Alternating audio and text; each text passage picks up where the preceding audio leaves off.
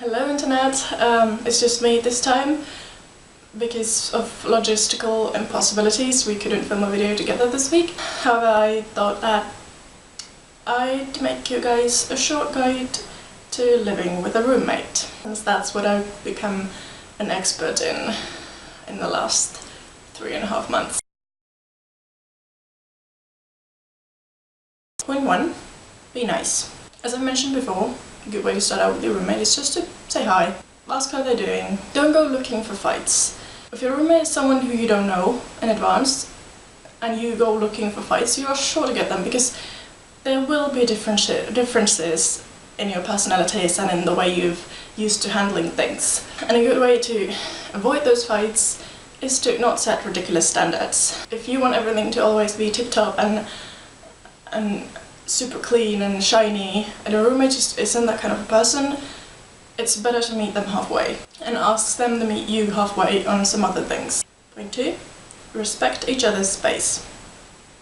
If there is no need or no desire for you to, or however many there are of you, to share your lives very much, don't. It's no requirement to become besties while you're sharing an apartment with someone. It's nice to get to know them a little, know what they study and etc. Just to know who you're living with. But seriously, if you're very different personalities, like me and my roommate, it's just going to be awkward. By the way, I'm really sorry if you can't tell what I'm saying or if my voice sounds weird, because I've caught a cold. So, yay, fun times. Point 2.5. That's how you make it. Respect also literal space. Don't go into each other's rooms unless asked. Respect the fridge and freezer space. You've probably divided up somehow. At least we have. Don't go putting your stuff in the other person's shelves, because that's just really intrusive. You need to be able to live with the space that you've got. Now, our freezer has 3 drawers, so at the moment I've got 2 and my roommate's only got 1. But she's got the biggest one, and she doesn't really freeze stuff, and my drawers are always full, and I've told her that if she needs extra space in the top drawer, which I first didn't have and then I took it because she didn't keep anything in there, I told her that she can have half of it, just tell me if she needs the space and I'll clear it out. So be fair when you're dividing up freezers or any other shared spaces. Point 3. Clean up your own mess. Now, if you mess something up, just clean it.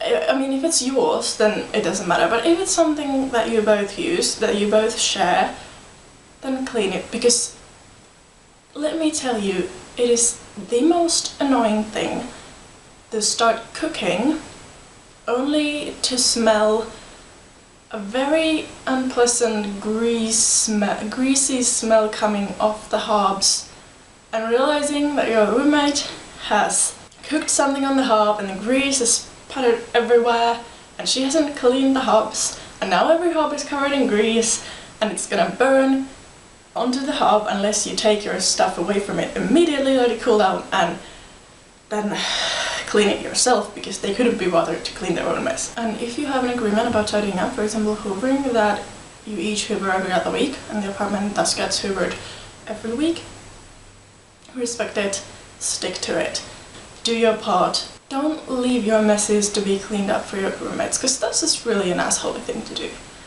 Don't be an asshole. Point 4. Stand your ground. Now, if your roommate is being an asshole, or just even annoying, you don't really have to live with that.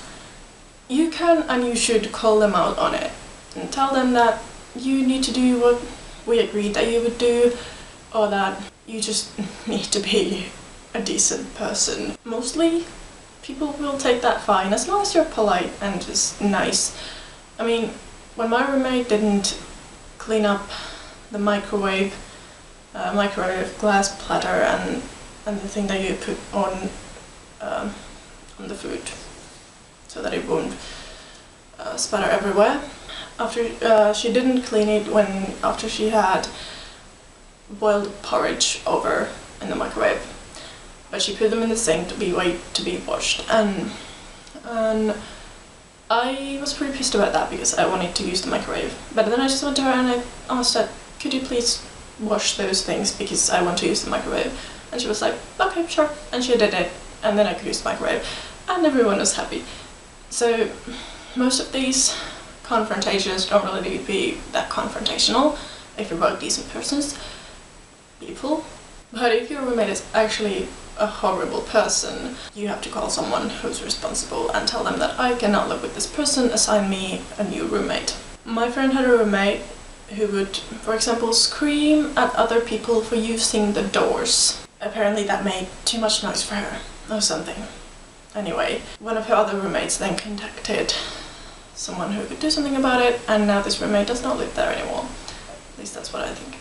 Anyway, so you don't need to compromise your own life quality in order to please this other person. You're both at an equal right to have a nice life in that apartment that you share, and that requires some things from both of you, and it requires that you meet each other halfway, but it also requires that you don't just go be someone's slave. Those were my 4.5 points about how to live with a roommate. Did I forget something? If you think there's something that you would add to this, comment down below. Tell me what you would advise people to do when they're living with a roommate. Next week it will be better time, and then it will hopefully be both of us time. It's gonna be pretty close to Christmas, so let's see what we come up with. But until then.